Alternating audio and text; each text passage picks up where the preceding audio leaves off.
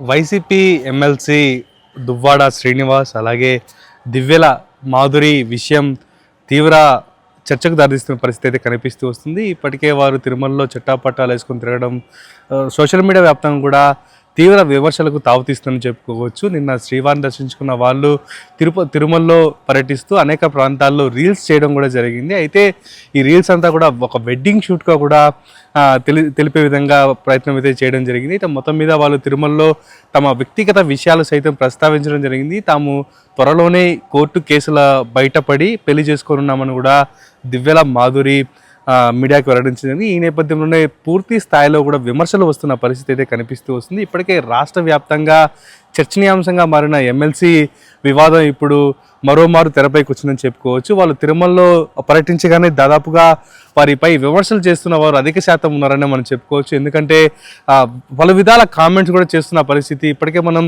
దివ్యల Madhuri Insta అకౌంట్లో చూసుకుంటే అనేక రకాల కామెంట్స్ అయితే చేయడం జరిగింది. తిరుమలకు వచ్చి తిరుమల పవిత్రతను కాపాడాల్సిన ఎమ్మెల్సీ పెళ్లి కాకుండానే ఒక వివాహితతో చట్టాపట్టాలు వేసుకొని తిరగడం ఎంతవరకు సమంజసం అంటూ కూడా సోషల్ మీడియా వ్యాప్తంగా చర్చ సాగుతున్న పరిస్థితి అయితే కనిపిస్తూ వస్తుంది. ఎప్పుడు కానీ ఇలాంటి పనులు చేయకూడదు, కేవలం సతీ సమేతంగా రావాలనే ఒక నియమం ఉంది.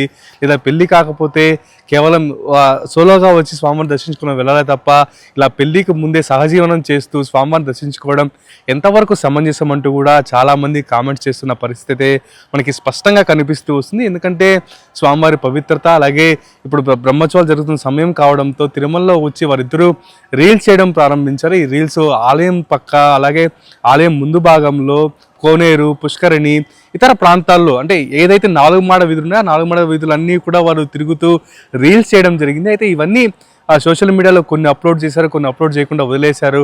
దీనిపైన కూడా వాళ్ళు స్పందించడం జరిగింది. అయితే స్పందించడం పక్కన పెడితే ఖచ్చితంగా ఇది ముమ్మాటికి తప్పే అంటూ కూడా సోషల్ మీడియా వ్యాప్తంగా ప్రచారం సాగుతున్న పరిస్థితి అయితే కనిపిస్తుంది. దీనిపైన టీటీడీ కూడా కొంచెం సీరియస్గా తీసుకున్నట్టు కనిపిస్తూ వస్తుంది. ఎందుకంటే ఇప్పటికే నోటీసులు జారీ చేసే విధంగా కూడా టీటీడీ అధికారులు ఒక ప్రత్యేక చర్యలు తీసుకున్నారు. మొత్తానికి పోలీసు కూడా దీనికి రంగం సిద్ధం చేయనుంది.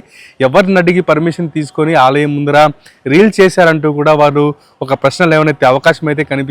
ఒకవేళ దివ్యల మాధురి అలాగే ఎమ్మెల్సీ శ్రీనివాస్ తిరుమలలో ఉంటే మాత్రం ఖచ్చితంగా వారి చేతులకే ఈ నోటీసులు జారీ చేసే అవకాశం ఉంది. లేదా ఫ్యాక్స్ ద్వారానో లేదా మెయిల్ ద్వారానో వారికి పోస్ట్ చేసే అవకాశం అయితే కనిపిస్తూ వస్తుంది. మొత్తం మీద తిరుమలలో వీరిది వివాదమైంది. నిన్న మాధురి మాట్లాడుతున్న సమయంలో కూడా బీజీఓ ప్రశ్నించడం జరిగింది. మీరు తిరుమలకు వచ్చి కేవలం స్వామివారి నామ స్మరణ చేయాలి తప్ప ఇక్కడికి వచ్చి మీ వ్యక్తిగత విషయాలు కావచ్చు, పొలిటికల్ విషయాలు కావచ్చు మాట్లాడకూడదు, కేవలం స్వామివారిని కీర్తించాలని కూడా ఆయన ఆ బయటలో ఆమెను ప్రశ్నించడం జరిగింది. దానికి ఆమె తర్వాత నేను తిరుమలలో ఎన్నో ఏళ్ళగా వస్తున్నాను, బ్రహ్మోత్సవాలకు వస్తాను, స్వామివారిని దర్శిస్తానని ఎన్నో చెప్పారు. కానీ తిరుమలలో ఆమె చేసిన ముమ్మాటికి తప్పే అంటూ కూడా సోషల్ మీడియా వ్యాప్తంగా ప్రచారం సాగుతున్న నేపథ్యంలో అసలు టీటీడీ ఎలాంటి చర్యలు తీసుకోబోతుందని మాత్రం తీవ్ర స్థాయిలో ఉత్కంఠ నెలకొన్న పరిస్థితి కనిపిస్తూ వస్తుంది. అయితే పలు సామాజిక మాధ్యమాల్లో సైతం వారు తిరుమలలో ప్రీ వెడ్డింగ్ షూట్ నిర్వహించారంటూ కూడా ఒక ట్రోల్స్ అయితే జరగడం జరిగింది. అసలు స్వామివారి చెంత ప్రీ వెడ్డింగ్ షూట్ ఏంటన్నది కూడా ఒక ప్రశ్న లేవనెత్తిన అంశం అయితే కనిపిస్తుంది. ఇదే విధంగా